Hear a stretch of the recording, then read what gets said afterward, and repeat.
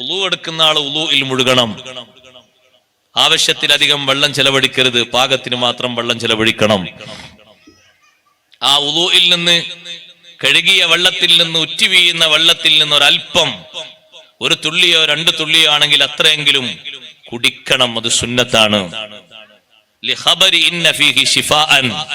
ഉളു എടുത്ത് ഉറ്റി വീഴുന്ന വെള്ളത്തിൽ, ഉളു എടുത്ത വെള്ളത്തിൽ ശിഫയുണ്ട്, എല്ലാ രോഗങ്ങൾക്കും അതിൽ ശമനമുണ്ട് എന്ന് സയ്യിദുനാ റസൂലുള്ളാഹി സ്വല്ലല്ലാഹു അലൈഹി വസല്ലം പറഞ്ഞിട്ടുണ്ട്.